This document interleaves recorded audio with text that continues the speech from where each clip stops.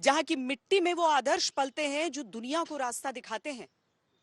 यहां पर लाजमी है कि जब चुनाव होंगे तो पूरी दुनिया टकटकी बांधे देखेगी। अब इन चुनावों में बहुत सारी ऐसी चीजें हुई जो कि पहले कई चुनावों में नजर आई थी, मसलन अपशब्द का मामला। लेकिन कुछ ऐसी चीजें भी हुई जो पिछली बार के चुनावों में बिल्कुल भी नहीं थी। पिछली बार के चुनाव में युवा नेताओं की एक तिकड़ी थी जो भारतीय जनता पार्टी के लिए बहुत मुश्किलें खड़ी कर रही थी। इस बार वो तिकड़ी भी बिछुड़ चुकी है।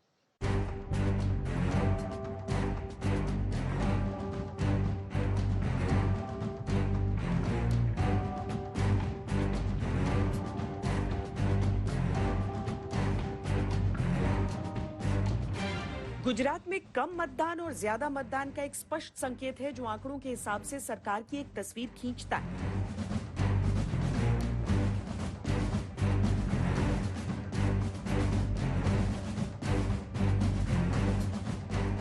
2017 के चुनावों में बीजेपी ने 99 सीटें जीती थी। वोट शेयर रहा था 49.01%। इसी चुनाव में कांग्रेस ने 1995 में सत्ता गंवाने के बाद सबसे अच्छा प्रदर्शन किया था और 77 सीटें जीती थीं। वोट शेयर रहा 41.4%। बीजेपी को वो चुनाव जीतने में पसीने छूट गए थे। अब आपको उन 93 सीटों की स्थिति का एक समीकरण समझाते हैं जिन पर दूसरे फेज में वोटिंग होनी है। बीजेपी ने 2017 में इन 93 में से 51 सीटें जीती थी और इन सीटों पर उसका वोट शेयर रहा था 48.82%। कांग्रेस ने 39 सीटें जीती थी और वोट शेयर रहा था 41.19%। 3 सीटें अन्य के खाते में गई।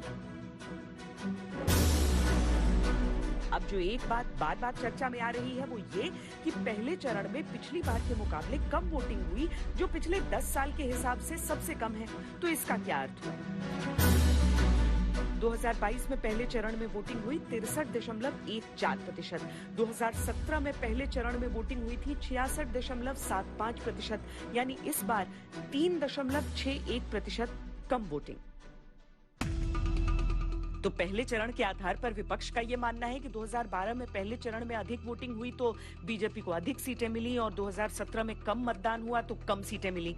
इस बार भी पहले चरण में कम वोटिंग हुई है तो क्या इसका असर पड़ता है? सामान्य तौर पर वोटिंग परसेंट के घटने बढ़ने का असर सरकार पर आखिरी बार 1995 में पड़ा था, जब बीजेपी ने कांग्रेस को सत्ता से बाहर किया था।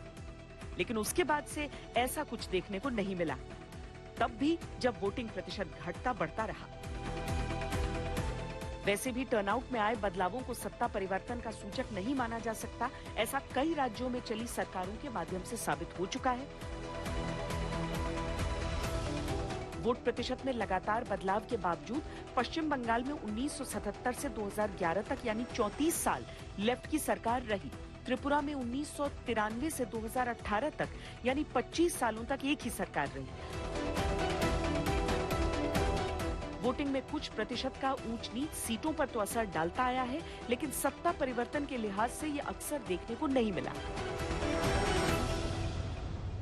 जहां फाइट थी उस 5 कॉन्स्टिट्यूंसी में आप देखें तो वोट शेयर बढ़ा है। बाकी सब जगह 2002 की तुलना 2002 में गोपी 60.91% वोट हुआ था फेज 1 में सौराष्ट्र में। तब भारतीय जनता पार्टी को 127 सीट्स मिली थी जो बीजेपी का रिकॉर्ड है। अब जो 62.89 था, आज सुबह इलेक्शन कमीशन ने जो 21 बूथ्स बाकी रह गए तो 63.14% का अभी फाइनल फिगर आया है।